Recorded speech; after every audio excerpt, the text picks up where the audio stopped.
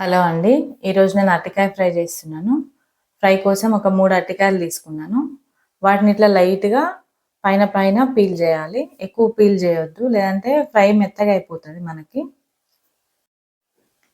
ఇప్పుడు ఈ అరటికాయలన్నీ ఇట్లా చిన్న చిన్న ముక్కలుగా కట్ చేసుకోవాలి. ఒక బౌల్‌లో వాటర్ తీసుకొని అందులో ఒక హాఫ్ టీ స్పూన్ పసుపు, హాఫ్ టీ స్పూన్ సాల్ట్ వేసి కలుపుకొని తర్వాత ఈ అరటికాయ ముక్కలన్నీ కట్ చేసుకొని ఈ వాటర్‌లో వేసేసుకొని ఒకసారి కలుపుకోవాలి మంచిగా. అప్పుడే ఇవి నల్లబడకుండా ఉంటాయి. లేదంటే కలర్ మారిపోతాయి మొత్తం. మనం కర్రీ చేసుకునే ముందే కట్ చేసుకోవాలి ఇవన్నీ. ఇప్పుడు నేను స్టవ్ పైన ఒక గిన్నె పెట్టేసి అందులో ఒక 2 టేబుల్ స్పూన్స్ ఆయిల్ వేసుకోవాలి. ఒక హాఫ్ టీ స్పూన్ ఆవాలు, హాఫ్ టీ స్పూన్ జీలకర్ర, ఒక హాఫ్ టీ స్పూన్ మినపప్పు, ఒక 1 టీ స్పూన్ శనగపప్పు వేసి ఇవన్నీ బాగా వేగే వరకు వేయించుకోవాలి. ఇప్పుడు ఇవి వేగిన తర్వాత మనం కట్ చేసిన బనానా ముక్కలన్నీ వేసేసుకోవాలి. ఇది కలుపుతూ ఉండాలండి వేసినాక వెంటనే, లేదంటే గిన్నెకి అడుగంటుతాయి అన్నమాట అరటికాయలన్నీ.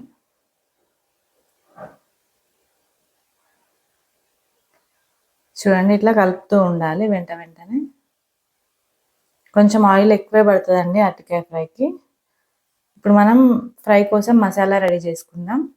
దీనికోసం ఒక 5 ఎండుమిర్చి, పెద్ద ఎల్లిపాయలు ఒక 4, హాఫ్ టీ స్పూన్ జీలకర్ర, 1 టీ స్పూన్ నువ్వులు, 1 టీ స్పూన్ ఎండు కొబ్బరి, ఒక హాఫ్ టీ స్పూన్ ధనియాల పొడి, half teaspoon salt, half teaspoon పసుపు, ఒక 1 tablespoon dry fruit powder వేసిన అండి నేను. అన్ని కాజు, బాదాం, సన్ఫ్లవర్ సీడ్స్, పంప్కిన్ సీడ్స్ అన్నీ కలిపి నేను పౌడర్ చేసి పెడతాను. అదొక 1 టేబుల్ స్పూన్ వేసినాను. ఇవన్నీ కలిపి మిక్సీ చేసుకోవాలి మనం. ఇప్పుడు మనం అరటికాయలు మధ్య మధ్యలో కలుపుతూనే ఉండాలండి. చూడండి అరటికాయ ఇంత మెత్తగా అయ్యే వరకు ఫ్రై చేసుకుంటూ ఉండాలి. ఇప్పుడు కొంచెం కరివేపాకు కూడా వేసి కలుపుకోవాలి. ఇప్పుడు మనం మిక్సీ చేసుకున్న మసాలా ఉంది కదా, అదంతా వేసేసుకోవాలి.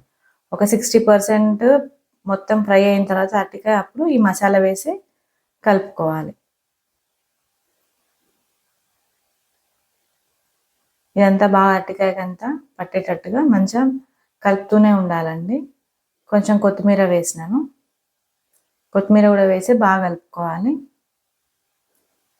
ఇట్లా ఈ అరటికాయ ఫ్రై పొడి పొడిగానే ఉంటుంది. మొత్తం ఇదంతా సిమ్లోనే పెట్టి చేసుకోవాలండి.